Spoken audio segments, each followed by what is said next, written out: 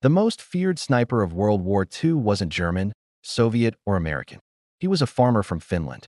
Armed with a simple rifle and his patience, he struck such terror into the Soviet army that they gave him a name that still chills soldiers today, the White Death. In November 1939, the Soviet Union invaded Finland. They expected a quick victory. After all, the Soviets had millions of men, thousands of tanks, and overwhelming firepower. But Finland resisted fiercely.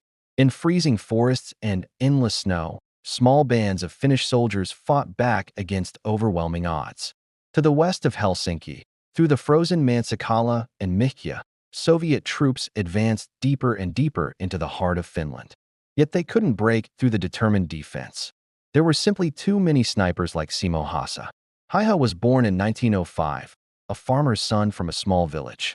He wasn't tall, barely over 5 feet, but he had spent his life hunting, tracking, and surviving in the forests.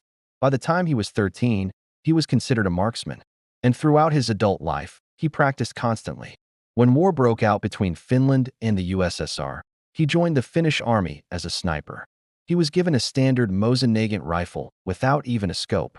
For ammunition, he used both the standard steel core rounds and softer lead bullets designed for hunting.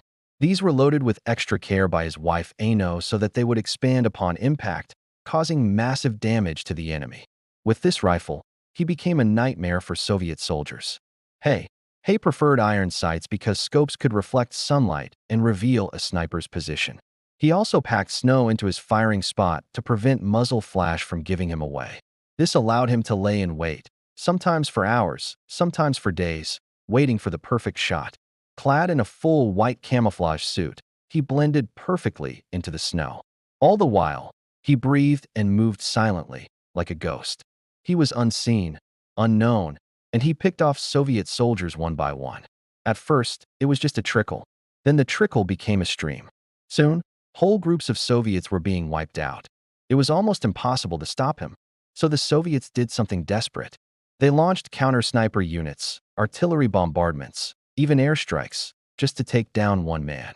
But he always slipped away. They never caught him.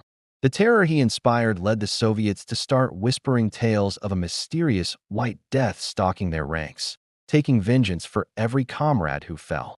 Soldiers began referring to him as the White Death. And although no one knew it at the time, that name has echoed through history, becoming a legend whispered amongst soldiers even today. The White Death became so feared that the Soviets changed tactics. Instead of advancing in groups, they moved in pairs, lying low and keeping a sharp lookout for any sign of movement. But even then, Häyhä managed to pick them off one by one, eliminating whole patrols. Once, while laying in wait, he saw a company of some 80 men approaching. He took aim and fired. The bullet struck the man in the center, knocking him off his skis. As he fell, he saw another ski mark in the snow, took aim and fired again. This time the bullet hit the man's partner. One by one, Häyhä picked off the Soviets until only one remained. That man broke and ran. Häyhä watched him go, waited a moment, then calmly got up and walked over to the last Soviet soldier. He offered him water from his canteen and helped him bandage his wounds. When he was done, he gestured for the soldier to stand and walk away. He didn't want to kill him. In total, Häyhä is credited with over 542 kills in just 100 days of combat. In modern times, many of those kills would be attributed to other snipers in his unit. Back then, however, there was no way to know who took down which Soviet. It was enough to know that the White Death stalked their ranks, and that sent fear through the hearts of every Soviet soldier. But even legends bleed. On March 6, 1940, Häyhä was struck in the face by an explosive bullet. His jaw was shattered, his face destroyed. He was pulled from the battlefield, barely alive. And yet he survived.